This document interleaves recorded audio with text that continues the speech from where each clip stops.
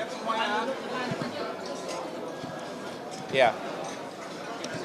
Saya terkait dengan Rapimnas ya. Terima kasih teman-teman wartawan, insan pers, media yang saya cintai dan banggakan.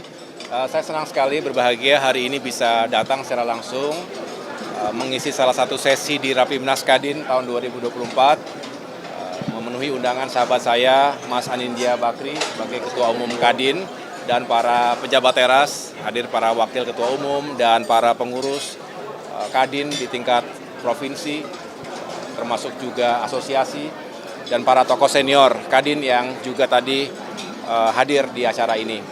Dan saya tentunya mengajak segenap keluarga besar Kadin untuk terus menjadi mitra strategis pemerintah yang menghadirkan dampak langsung dari aspek pembangunan ekonomi dan juga kesejahteraan masyarakat.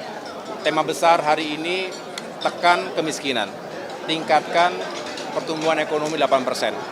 Dan juga semua itu didedikasikan untuk bisa sama-sama kita mewujudkan negara maju menuju Indonesia Emas 2045. Saya selaku Menko Infrastruktur dan Pembangunan Kewilayahan tentu memiliki kepentingan yang besar untuk bisa membangun sinergi dan kolaborasi di berbagai sektor pembangunan infrastruktur, karena saya menyadari bahwa tidak mungkin pemerintah, khususnya kementerian-kementerian teknis yang berada di bawah koordinasi Kemenko Infrastruktur, apakah itu pekerjaan umum, perhubungan, perumahan, transmigrasi, termasuk juga ATR BPN, bisa bekerja sendiri-sendiri. Kita ingin melibatkan semua stakeholders dan Kadin sekali lagi menjadi mitra yang sangat strategis dan ada di semua level, baik di pusat, di provinsi maupun kabupaten kota. Nah, kita berharap kebersamaan ini bisa saling menyukseskan untuk membangun infrastruktur yang berkeadilan dan berkelanjutan. Mudah-mudahan ikhtiar yang baik ini bisa kita jalankan bersama-sama dan pada saatnya memang kita bisa menghadirkan infrastruktur yang semakin meningkatkan kesejahteraan masyarakat kita. Pak, tadi kan Pak Tiko bilang kalau misalnya pengadaan program rumah 3 juta itu mulai tahun depan lebih dulu 800.000 yang akan direalisasikan. Nah, itu konfirmasi aja Pak. Jadi tahun depan tuh 800.000 atau langsung 3 juta? Dari mana tadi?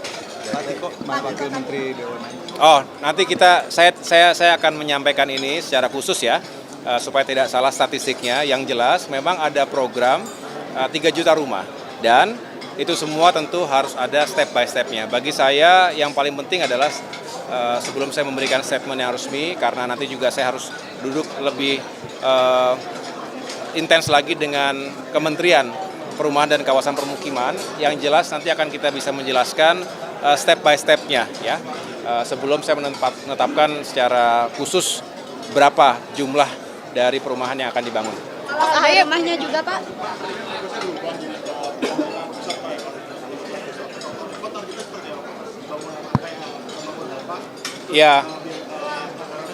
Ya, yang jelas kita ingin fokus menuntaskan pusat pemerintahan secara untuk pemerintahan eksekutif.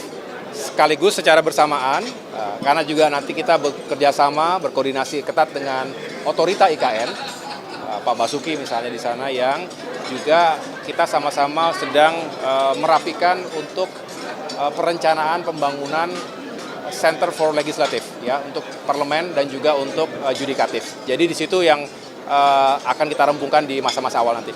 Saya izin isu PSN PIK 2 gimana?